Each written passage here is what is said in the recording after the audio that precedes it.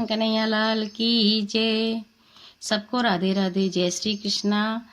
आज मैं मोहिनी एकादशी की व्रत की कथा सुनाऊंगी जो वैशाख शुक्ल पक्ष में आती है। श्री कुर्म पुराण की कथा के अनुसार धर्मराज युधिष्ठिर ने कहा, हे वासुदेव, वैशाख मास के शुक्ल पक्ष की एकादशी का क्या नाम है तथा इसके व्रत की विधि क्या है और इसके करने से क्या फल प्राप्त होता है, सो मुझसे कहिए। श्री कृष्ण भगवान बोले, हे कौन्ते, अब मैं आपके सम्मुख वह कथा सुनाता हूँ जिसका वर्णन महर्षि वशिष्ठ जी ने श्री रामचंद्र जी से किया था। एक समय श्री रामचंद्र जी ने गुरु वशिष्ठ जी से कहा कि हे गुरुदेव, मैंने जनक नंदनी सीता जी के वियोग में बहुत कष्ट पाए हैं, अतः आप ऐसा कोई व्रत कहिए जिससे समस्त पाप और दुख नष्ट हो जाए। महर्षि वशिष्ठ जी ने कहा कि हे राम, आपने यह प्रश्न बहुत ही सुंदर किया है। आपका यह प्रश्न लोकहित में अवश्य आएगा। वैशाख माह के शुक्ल पक्ष की मोहिनी नाम की एकादशी का व्रत विधि पूर्वक करने से मनुष्य के समस्त पाप और दुख दूर हो जाते हैं। इस व्रत के प्रभाव से मनुष्य मोह जाल से मुक्त हो जाता है। अब आप इसकी कथा ध्यानपूर्वक श्रवण कीजिए। सरस्वती नदी के तट पर बसी हुई भद्रावती नाम की नगरी में सोमवंशी धृतिमान नाम का एक राजा राज्य करता था। उसी नगरी में धनपाल नाम का एक अत्यंत धर्मात्मा, पुण्यवान, विष्णु भक्त, धन धान्य से पूर्ण वेश्या रहता था, जिसके नगर में अनेक भोजनालय, प्याऊ, कुआ, तालाब और धर्मशालाओं का निर्माण किया हुआ था। भगवान की कृपा से उस वेश्या के 5 पुत्र थे, किंतु उस वेश्या का 5वां पुत्र दृष्ट बुद्धि गुंडों की संगति करने वाला वेश्यागामी था। वह अपने पिता के धन को जुआ इत्यादि बुरे कामों में खर्च किया करता था। वह महान नीच देवता, पितृ, ब्राह्मण, अतिथि आदि का न मानने वाला, अत्यंत पापी, मांस मदिरा का भक्षण करने वाला, पर स्त्रियों के साथ भोग करने वाला अत्यंत ही दुराचारी था। कभी कभी वह वेश्याओं के साथ उनके गले में हाथ डालकर बाजार इत्यादि स्थानों पर भ्रमण किया करता था। इसके अत्याचार से दुखी होकर उसके पिता और भाइयों ने उसे घर से बाहर निकाल दिया। वे सब उसकी निंदा करने लगे। जब वह घर से निकाल दिया गया तो वह अपने वस्त्र और आभूषणों को बेच कर अपने नीच कर्मों की पूर्ति करने लगा।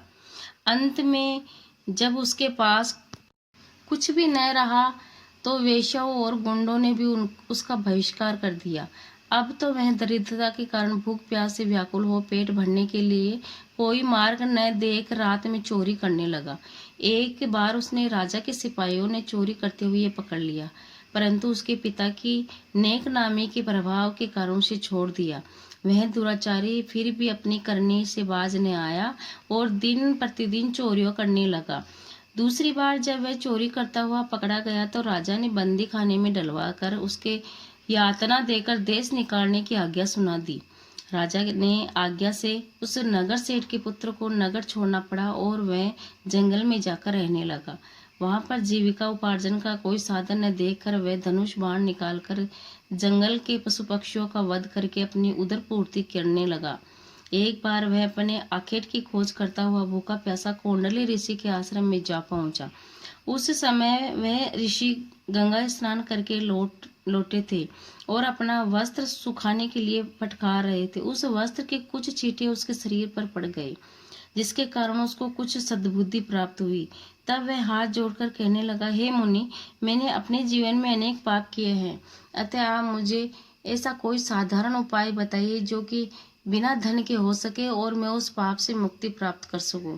तब कौंडल्य ऋषि ने उस वैशाख शुक्ल पक्ष की मोहिनी एकादशी का व्रत का विधान कहा, जिसको विधिवत करने से वेश्य पुत्र पापों और दुखों से मुक्त हो अंत में गरुड़ पर चढ़ विष्णु लोक को गया।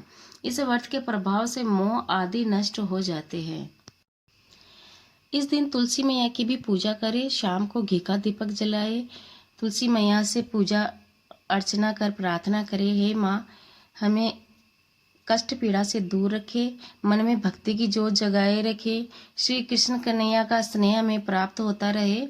और इस दिन जो फलहार होता है, फलहार में गौमूत्र का आचमन करें, दूध से बनी मिठाई आदि का सेवन कर सकते हैं। और इस दिन ओम नमो भगवते वासुदेवाय का जाप करते रहे। माता लक्ष्मी और भगवान विष्णु का पूजन विधि विधान से करें। सबको राधे राधे, जय श्री कृष्णा। मौनी एकादशी मैया की जय हो। कृष्ण कन्हैया लाल की जय हो। माँ लक्ष्मी मैया की जय हो। तुलसा मैया की जय हो।